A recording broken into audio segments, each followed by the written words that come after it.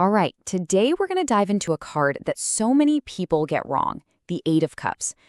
At first glance, it can look a little sad, maybe like loss, but it's actually about something so much more powerful.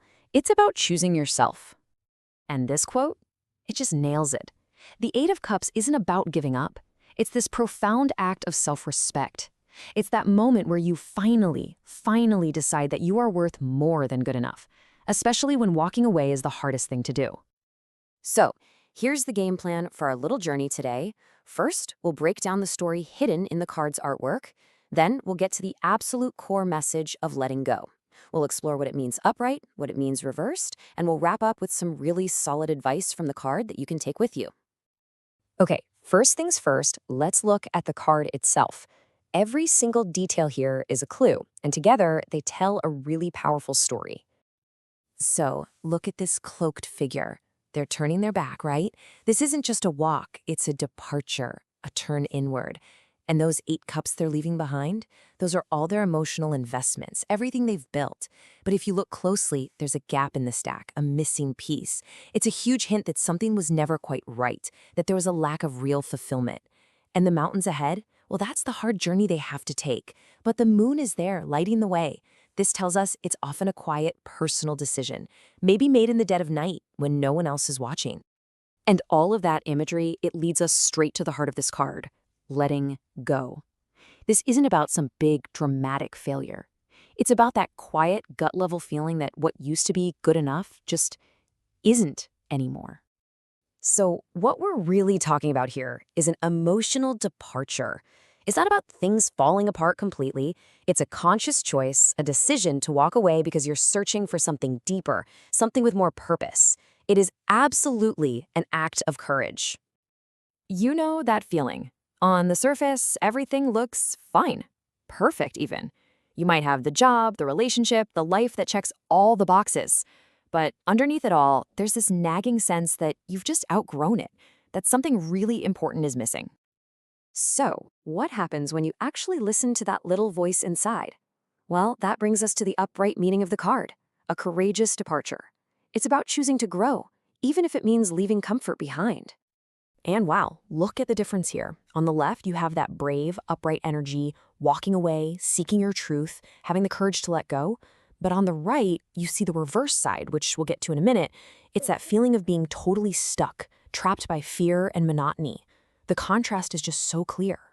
Even the number 8 has something to tell us. In the Suit of Cups, which is all about our emotions, the number 8 points to this feeling of being emotionally overextended. You've given everything you can give, and now it's time to pull back and find a higher purpose just for you. So, what does this actually look like in your life? Well, in love, it could be the moment you finally leave a relationship that's making you unhappy, so you can find real fulfillment.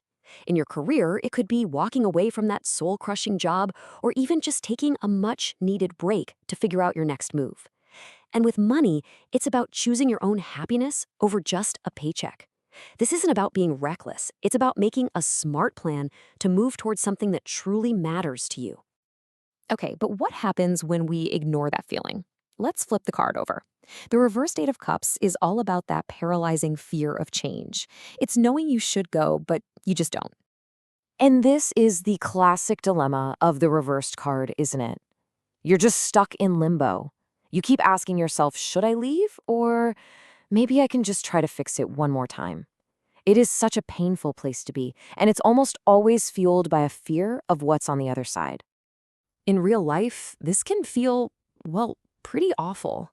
In a relationship, it's staying because you're terrified of being alone, so you just fake a smile for everyone. At work, it's dragging yourself to that dead-end job day after day because you're scared of the financial instability. You're clinging to what feels safe even when you know deep down it's holding you back from your true potential. So whether you're seeing this card upright or reversed, the good news is it's not just a diagnosis, it's also a prescription. It gives us really clear advice on how to answer that call to move on.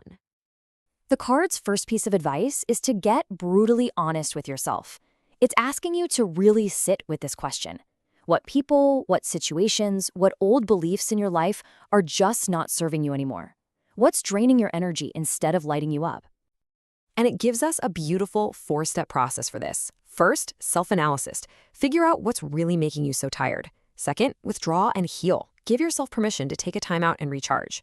Third, and this is so important, let go with reverence. This isn't about blaming anyone or being bitter. It means honoring the journey you've been on and closing that door with intention. And only then, fourth, can you really start that new journey toward deeper meaning. And that really brings us to the final powerful question this card asks all of us. It wants you to look at all the just fine parts of your life and decide if you're ready to trade them for something genuinely fulfilling. It's a huge question. What will your answer be? Continue your tarot journey by liking, subscribing, and checking out our books. The link is in the description below. Until next time, goodbye.